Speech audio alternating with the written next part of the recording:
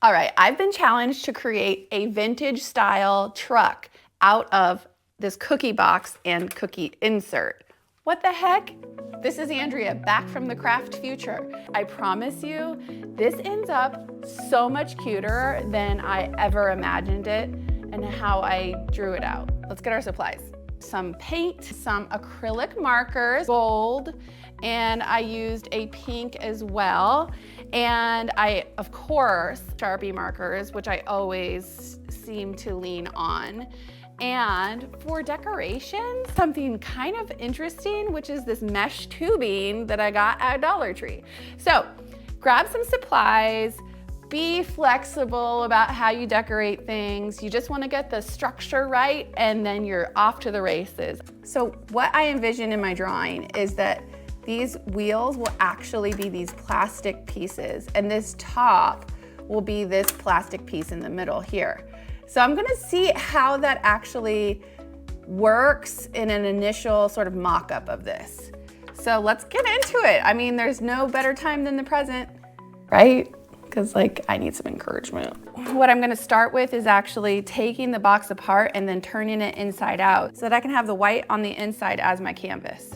Sometimes if it's this glossy exterior and it's a thinner sort of cardstock material, then you can paint it and you can Sharpie marker on it. You can do a lot of stuff with it. It just becomes a blank canvas. I've been kind of avoiding this craft because once I cut this, I mean, like, we're in the no, you can't go back zone. So I'm gonna cut these apart, outline it, and I'm gonna outline it on the side that I'm not gonna paint, just so that like, I generally know where things are gonna go. What a fun way to reuse our waste, our trash, our recyclables.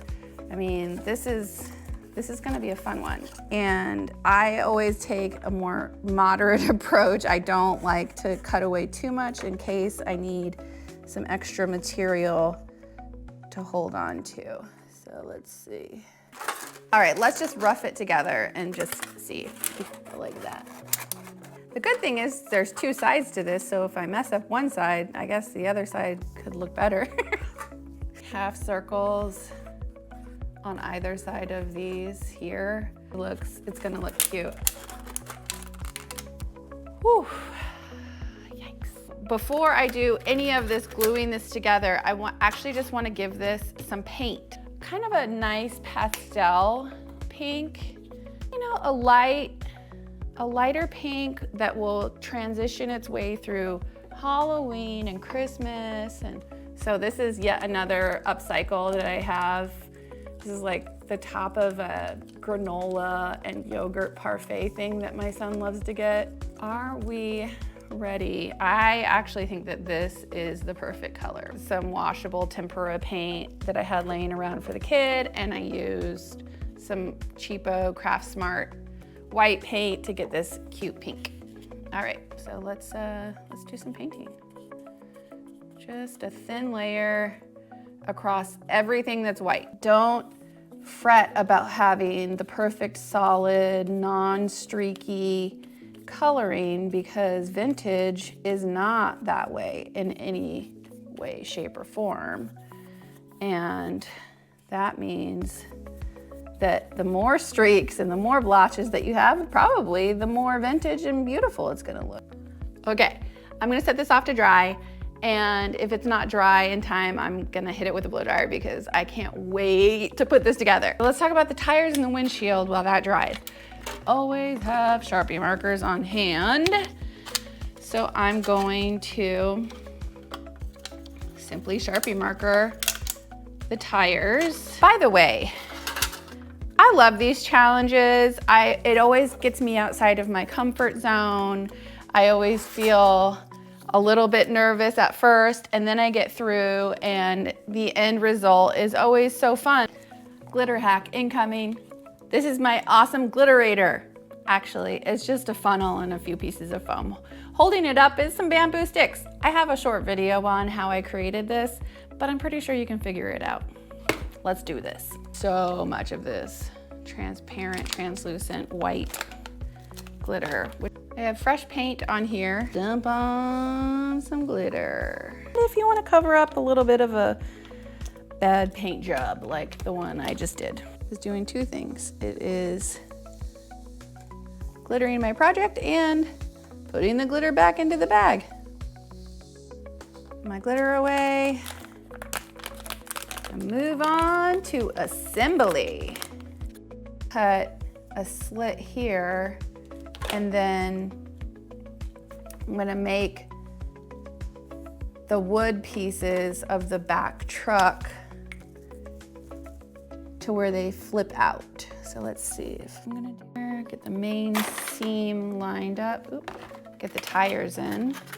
Not too much. I don't want it to I don't want it to set it down right now because I don't want the wheels to pop up. Now you want to use warm glue when you're dealing with thin plastic because hot glue will warp it and then you'll be in a bad way.